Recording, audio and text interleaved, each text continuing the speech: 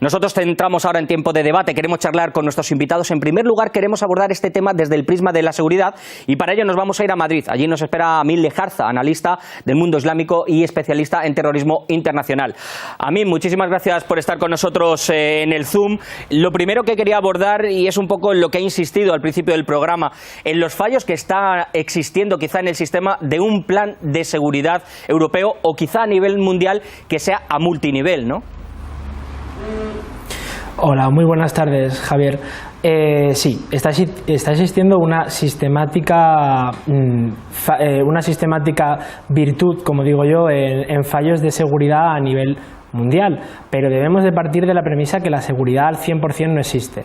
Por lo tanto, ¿a qué le podemos llamar fallo? Es decir, si abordamos el tema Barcelona o el tema Manchester o el tema Londres, son atentados que a veces se producen de una forma visceral, en el sentido de que no tienen una planificación tal, no está dada con una planificación cierta y por lo tanto no se pueden llevar a cabo unas medidas de verdad que lo puedan amparar. Dime. Hablas de una planificación y yo veo que no hay ninguna. Tan solo son parches. Hay que decir, por ejemplo, que las medidas de seguridad contra el terrorismo en Europa pues llegan justo después del 11S. Es decir, primero la causa, después las consecuencias. No hay una planificación realmente cierta y ahora parece que se encienden las alarmas y todo es a prisa y corriendo. Es decir, parche tras parche, cuando yo creo que se tendrían que sentar unas bases serias y a un nivel multidisciplinar, ¿no?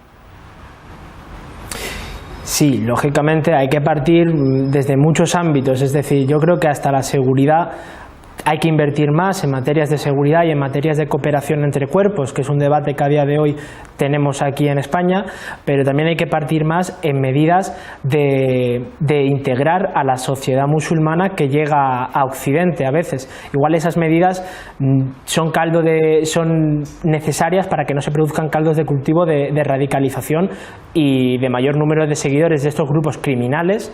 Yo me abstengo a veces hasta de decir de yihadistas, porque son criminales a fin de cuentas y creo que habría que partir de otras premisas multidisciplinares, como bien decías tú. Amin, hablabas de un intercambio de datos de inteligencia, ahora tenéis esta polémica allí en España, ¿no? Con el tema de los Mossos de Escuadra, con el tema de la CIA, me ha avisado o no me ha avisado. Parece que tiene que haber un mayor intercambio entre los cuerpos de seguridad, también entre los cuerpos de inteligencia, pero como bien decías, con el mundo musulmán y con los países, con terceros países, países de origen, de donde procede toda esta gente que finalmente es la que está atentando. Realmente existe, aunque no se crea.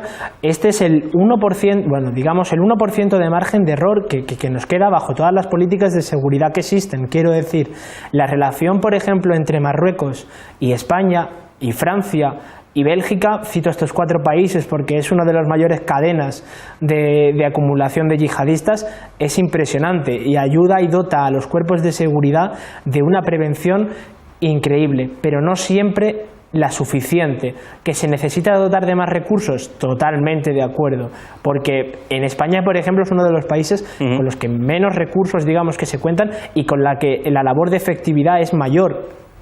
Pero bueno, como digo, la seguridad al 100% no existe y Barcelona nos lo ha demostrado. Amin, se habla también de una colaboración mayor con el mundo islámico, se está hablando de la integración. Algunos expertos creen que existe una mentira en pensar que alguien que está muy integrado no pueda, digámoslo así, poder atentar, cuando estamos viendo que es gente, incluso inmigrantes de segunda generación, jóvenes o gente que ha sido captada por internet y que llevaba mucho tiempo aquí en España. Brevemente.